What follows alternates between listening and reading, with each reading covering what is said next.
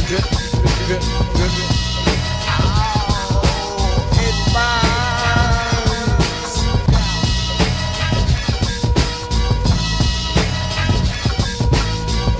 Hey, welcome everybody. It's David Wilcock. I'm glad to be back with you. And we have an amazing show for today. I'm very excited about what we're going to be talking about. The subject for today is solar cycles, where we are and where we're going.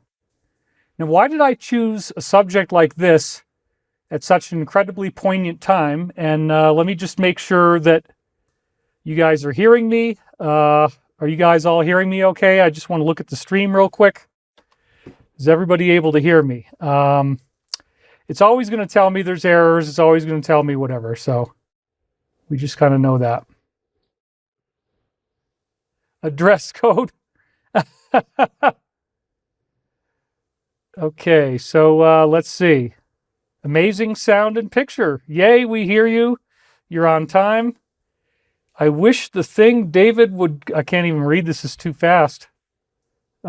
Excellent sound. Okay. So enough of you look like you're saying that this is all good, and that makes me feel better about myself and about this show and about whether we're actually going to get this to happen or not. So welcome. And I'm just going to assume from now on, regardless of terrifying little messages YouTube might send me, that we are live and we are streaming, because that's what most of you are telling me. I do have, again, a local copy recorded as well. So if there are any huge and terrible interruptions in my live stream, which seems to always happen, then we will just re-upload the full version later on. But I wanted to tell you guys, most of all, the biggest thing is that I am genuinely not worried about what is happening in the world right now. Hi, David. Your hair looks great. Ray Super Nard. Is that really your name? Super Nard? Is that like your balls are big or something? Thanks, Ray. So we could go through many details, but the bottom line is that we are now very, very close to all of the good things that I've been telling you to expect is going to come out of this terrifying situation. As you know, I've had a website since 1999. I've been publicly talking about this since 1996 online.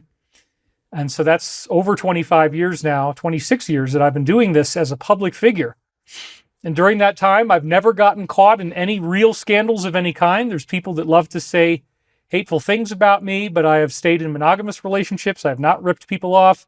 I have not devastated people's hearts, et cetera, et cetera, et cetera. So my point in saying all this is that my goal in being here is to try to provide you with a sense of certainty about the future. I don't want you to feel so afraid about what's going on.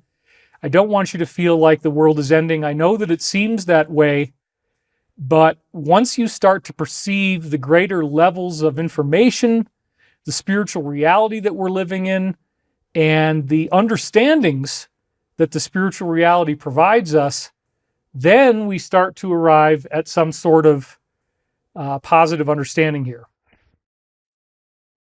So let's talk about the biggest signposts, because obviously this is nothing that anybody doesn't know. It's on everybody's mind right now, all this crazy stuff that's going on. The first one would be, of course, the collapse of Netflix that happened not too long ago. It actually went down 35% in a short period. It bounced back a little bit, but this is a very intense negative statement for the future of a lot of traditional businesses. The bottom line seems to be that because the economy is so bad, that people are now saying that even something like $15 is better off saved than watching these networks. And so this actually has a very destabilizing effect upon the entire system. And you'll also notice there that I had mentioned the crypto. Of course, that's something that is a very, very big subject right now.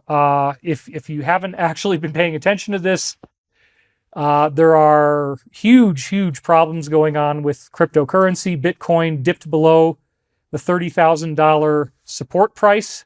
In certain marketing analyses, technical analysis, you look at a support point. 30,000 was definitely a support point. So for it to dip below that would involve a very massive sell-off of crypto, over $1 billion of sell-off. And what's also interesting is that the top 100 crypto wallets of Bitcoin and the like are actually taking in a lot more right now. So they seem to be, whoever the top fat cats are, seem to be anticipating that it's going to go back up, and they're buying the dip. So this looks like a deliberate targeted attack. And part of what it's intended to do is to create desperation, to create fear, to create anger, sadness, pain. If you invested in crypto and you feel as if all of your money is gone, I wouldn't yet draw a post-moratorium on your financial future just based on what's happening right now. This is what everybody likes to do. This is the classic problem. It's the crash mentality is, oh my God, it's never going to go back up again. Oh my God, I lost all my money. What do I do? It's gone forever. No, it's not gone forever. I mean, Bitcoin has already had a spectacular price rebound in just what we've seen. So don't look at this stuff as if it's the end of the world and etc. Now, you'll also notice the other one that I had here was the housing collapse. And why would I put that one in? Well, we're getting inside reports, and I think it's probably safe enough to say this now because I've heard it from a number of other sources, but this also includes my own internal Stavati sources and the connections we have. We're expecting a very major sell-off in price in the real estate market starting next month. So if you are trying to get rid of some land or a house, either slash the price and do it now or just hold, because it's going to get a lot worse and you're going to not want to sell it based on how much less it's going to be worth. If that was the only thing going on, that would be one thing. But of course, we have all these supply chain issues, all these crazy things with food shortages, not having enough of this, that, or the other in the grocery store, attacks against facilities that process our food supply. We're seeing very, and again, despite all these attacks and despite the drama of them and the amount of angst that this has caused, this still represents a very statistically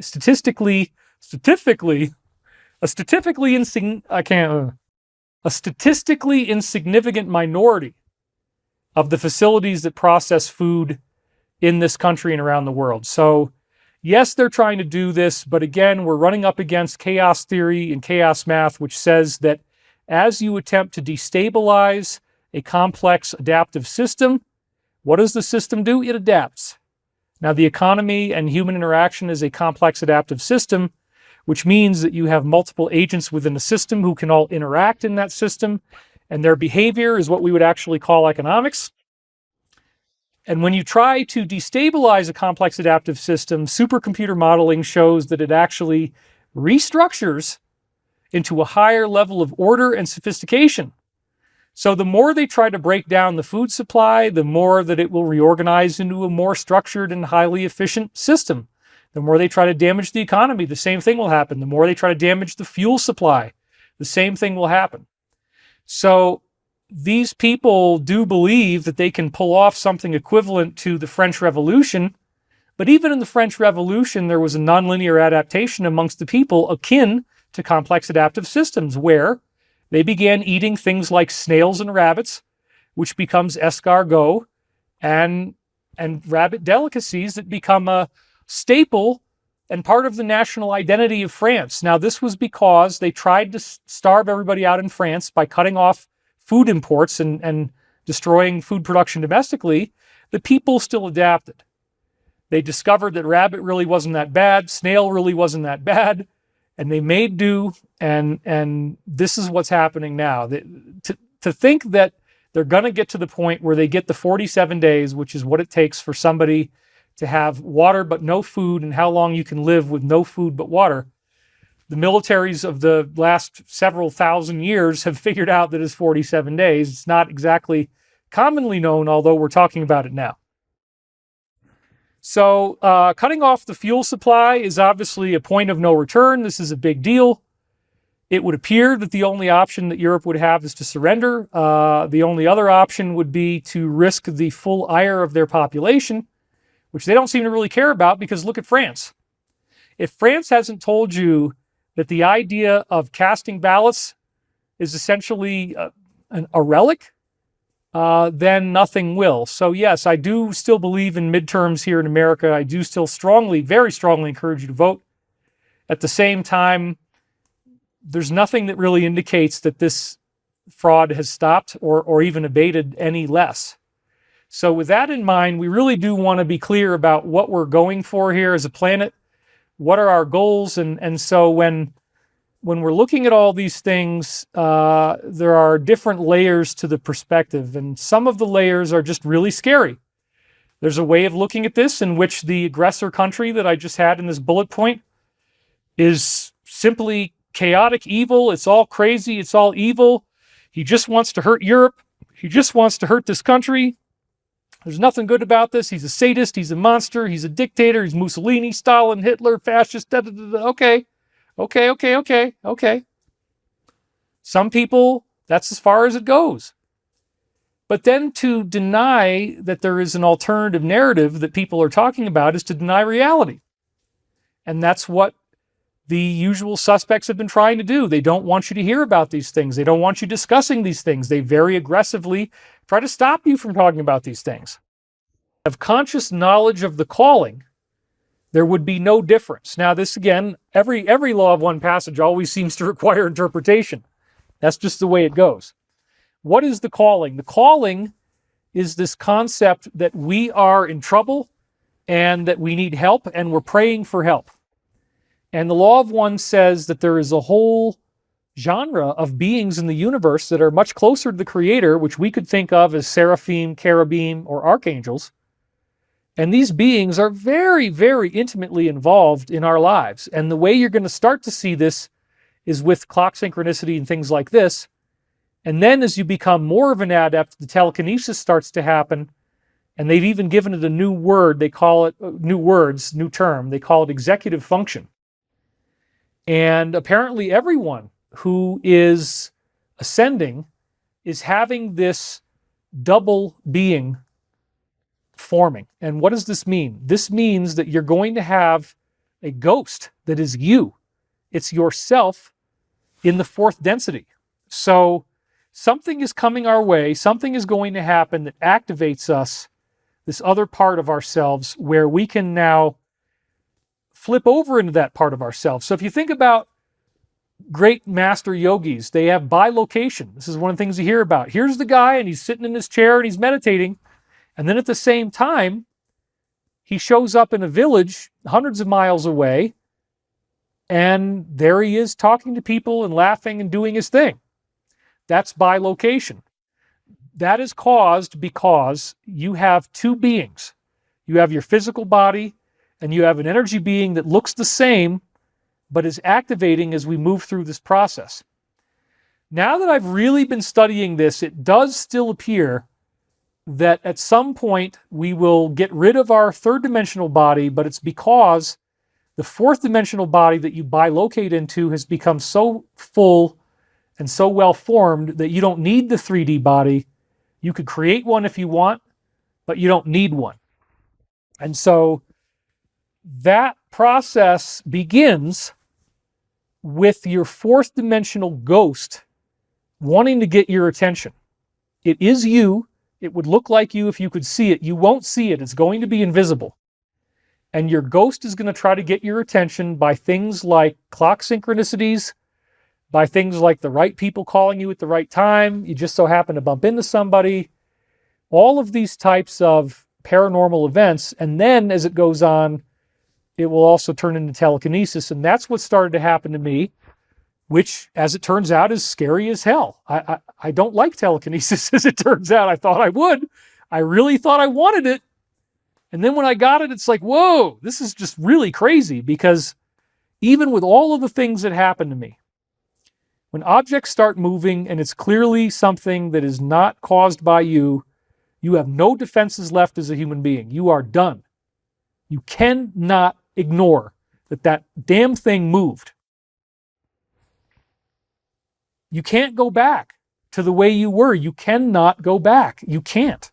That's what I've concluded. So again, Because people who identify as Christian, they get so riled up, they don't think God exists outside the Bible. But I ask you this question: did Jesus say things that are not written down in the Bible? Of course he did. Is there a living consciousness where the Logos, the galaxy, speaks to you the way it did to Jesus? Yes. Yes. The Catholics and all of that Roman oppression tried to deny you the kingdom of heaven within. They tried to deny you John 14:12, where he says, as I do these things, which includes prophetic dreams and visions, so shall you do them. That's right out of Jesus' own mouth. And it made it into the Bible. All right? So Christians can be adepts, but again, looking at the quote here, the key is being filled with willpower, seeking the light, using the powers of your concentration, and knowing that there is a calling. And calling, again, means that there are beings out there, multidimensional beings, who can help us, but the really sad part is that they can't do it unless they're invited. The more people actually do pray, the more these beings actually can do, and there's no other way around it for them. They have to have us praying or meditating and calling out to them in order to take action. So the more of us do the calling, the more action will result.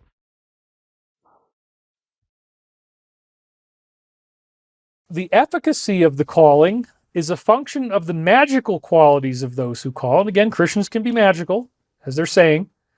And what does magical mean? The desire to seek the altered state of consciousness desired. So that's a magical quality. Now, does that mean the use of chemicals? No. No, chemicals are not required. In fact, all of the Archangel Michael stuff that has been done that is now so fascinating in terms of its time looping into the present was done when I'd been sober for 3.5 years. No drugs, no alcohol, no caffeine, no anything. That cleanse that I had, I was also doing a vegan diet. I mean, the whole thing, I was living a very, very austere and pure lifestyle, completely chemical free, but I did very much seek an altered state of consciousness. And this gets into the deep meditation where you can then hear the voice of the Creator if you're doing it properly. Most people think when they're meditating, oh, well, I don't want to have any thoughts at all. I don't want to have any thoughts at all. That's not true. You want to have thoughts, but you want to respect that the thoughts that come into your mind when you've cleared your mind are the thoughts of the Creator. Isn't that interesting? The thoughts of the Creator. When you get clear, you start to have some personality transparency, your mind becomes God. Your mind becomes the Creator, and the things that are in your mind is the Creator's mind. This is personality transparency. It's happening in here. It's happening in here. This is what you want. You want your mind to merge with the Creator. You want personality transparency, which means your jealousy, your arrogance, your foolishness, your suspicion, your anger, your sadness, all that stuff goes away. Catalyst repeats until it is no longer useful, right? Useful means it upsets you. And catalyst is an experience that causes you to be upset. So the law of one teaches us that the universe, or in this case, life on Earth, will continue upsetting us until we learned what we needed to learn. And we're at a cosmic tipping point on Earth where we have learned what we need to learn. And therefore, it's all going in very interesting directions. And I did still want to talk about solar cycles, but I probably am going to have to make another show. This will be the introduction to the solar cycle show, because this is all very important preliminary discussion. And I really honestly did not want to go beyond 2 hours today. Give you guys a break.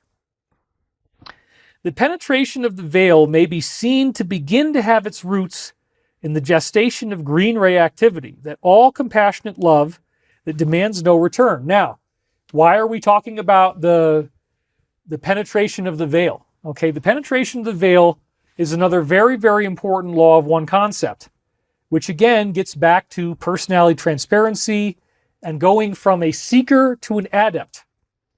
In order to go from a seeker to an adept, you must penetrate the veil. Now, what is the veil?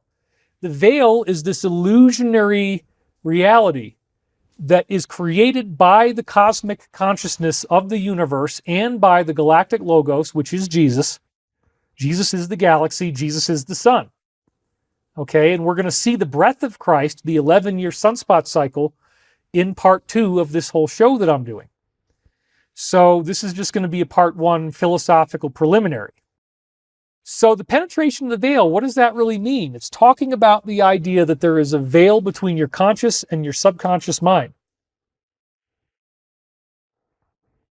If you want to understand law of one cosmology, the universe started out without evil. There was no possibility of any being thinking that it wasn't unified with the one infinite creator. And you say, well, heck, that sounds pretty amazing. That sounds great. Why wouldn't we want everybody to be online with the cosmic consciousness? Well, the universe designed a series of 7 densities specifically so that there are grades of evolution that we have to work through. The basic idea of the universe is the one infinite creator starts out as a cosmic infinity. It then wants to create a series of cosmic co-creator beings who work together with it to manifest what we think of as physical reality. And that physical reality is not true. It's an illusion. It's a dance of consciousness. The only real truth is that we made all this from our own mind, and there is only one mind. As you become aware that there's only one mind, you gain personality transparency, and you begin to have the abilities of the adept, which will include telepathy, precognition, bilocation, and telekinesis. This is the destiny.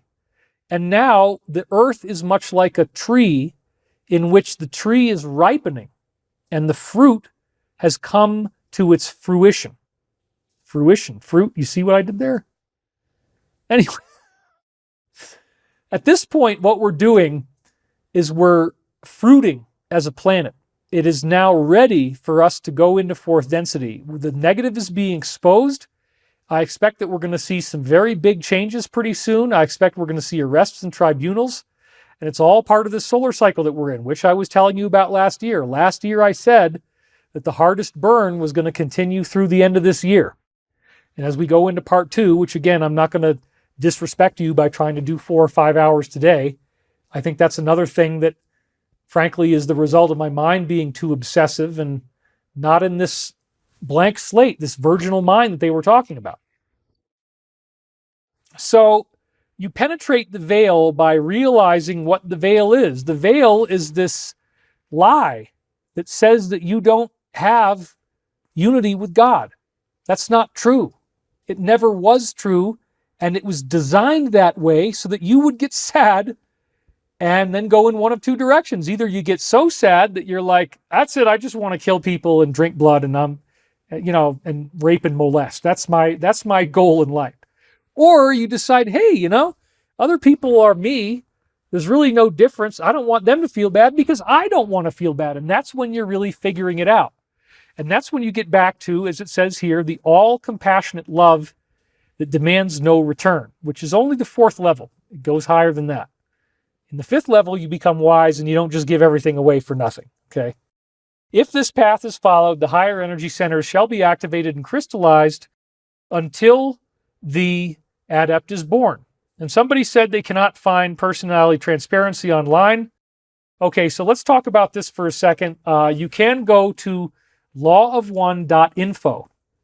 This site was actually designed by the physicist Dr. Bruce Perret, who is also known as Daniel and worked at Montauk. Yes, it's the same guy. I've said this recently. So lawofone.info is the site, and then you can start doing keyword searches, and you can type in things like the word personality, the word transparency. It gets very confusing. There's a lot of different ways you can customize your search. You can click on any, all, or phrase. Any means that you get any of the words in your search result. All means that all the words are included somewhere in the paragraph. And then phrase means that the phrase personality transparency is there. Now, I've already done that. I've already looked for personality transparency, and I've already pulled some of the best Law of One quotes for you, which we're reading here now. So again, if this path of compassionate love is followed, the higher energy centers will be activated and crystallized until the adept is born. For those who think that they can make it on the left-hand path, the law of one says you really can't go beyond 5th density and maybe the very, very, very beginning of 6th density. You have to leave the negativity behind to keep evolving, or your soul literally dissolves back into the background energy of the universe. And then it has to get broken up, and a bunch of different people are created who all have to experience karma in order to work off all the horrible things that you did. So yes, very, very evil people will have their souls divided into several new incarnations just to get all the karma in of the things that they've done. Breast milk. Within the adept is the potential for dismantling the veil to a greater or lesser extent, at which time all may be seen again as one. The other self is the primary catalyst in this particular path to the piercing of the veil, if you would call it that. Man, oh man, David is on fire. I seriously want to say I love you, David Wilcock. Do not let cynical, inept folks affect your intelligent flow, bro. You rock, and nobody talks like we talk. You rock. What's with the long hair? It's been a forced dive. I literally, figuratively, now I see more every moment that our studies supersede. Thank you. I could use a couple more hours. LOL, for real. I don't know if everybody wants a couple more hours, to be honest with you. I mean, I'm just going to be honest. Typically, I kind of have come to find out, yeah, the 3-hour, 4-hour video is probably not the best. Anyway, let's go back to this quote, because what does it say here? It says the other self is the primary catalyst for piercing the veil in this particular method. Now, what does that actually mean?